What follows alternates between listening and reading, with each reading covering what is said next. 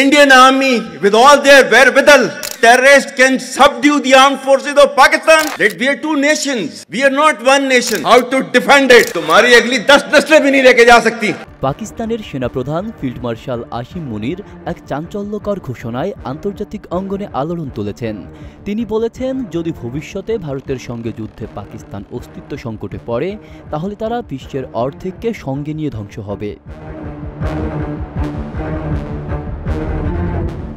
এই বক্তব্যটি শুধু শক্তি প্রদর্শনের বার্তা নয়, এটি একটি সরাসরি পারমাণবিক হুমকি, তাও আবার যুক্তরাষ্ট্রের মাটিতে দাঁড়িয়ে। মাত্র 2 মাসের ব্যবধানে আবারও যুক্তরাষ্ট্র সফরে গিয়ে ফ্লোরিডার ট্যাম্পা শহরে পাকিস্তানি বংশোদ্ভূত মার্কিন নাগরিকদের সামনে তিনি এই বক্তব্য করেন।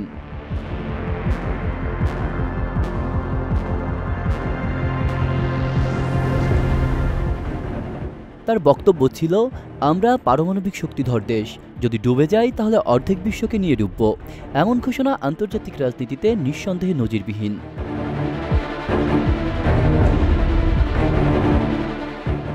তবে শুধু সাধারণ হুমকি নয়, সেনাপ্রধান আরও স্পষ্ট করে জানিয়ে দিয়েছেন, ভারত যদি সিন্ধু নদীতে কোনো বাঁধ নির্মাণ করে তাহলে পাকিস্তান ক্ষেপণাস্ত্র দিয়ে তা গুড়িয়ে দেবে। তার কথায়, আমরা বসে থাকব না, একবার বাঁধ বানালে 10টা ক্ষেপণাস্ত্র দিয়ে উড়িয়ে দেব। আমাদের ক্ষেপণাস্ত্রের ঘাটতি নেই, আলহামদুলিল্লাহ। তিনি আরও বলেন, ভারতের এই প্রকল্পগুলো পাকিস্তানের 25 কোটি মানুষের পানির অধিকার ও খাদ্য নিরাপত্তার জন্য হুমকি। এই বক্তব্য এমন এক সময় এলো যখন ভারত জম্মু কাশ্মীরের সন্ত্রাসী হামলার পর সিন্ধু পানি বণ্টন চুক্তি স্থগিত রেখেছে। এর ফলে পাকিস্তান সরাসরি কৃষি ও অর্থনৈতিক ক্ষতির আশঙ্কা করছে।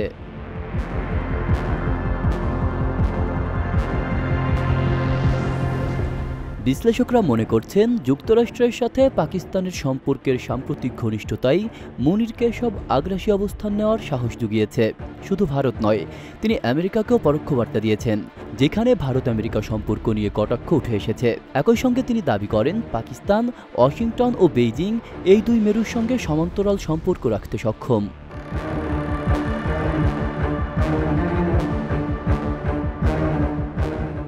এই বক্তব্য পাকিস্তান ভারত উত্তেজনার মাত্রা আরও বাড়িয়ে দিয়েছে।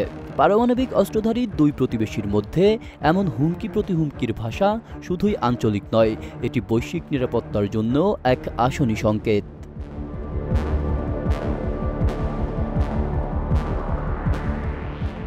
আব্দুল্লাহ রাফসানজানি, ঢাকা প্রকাশ।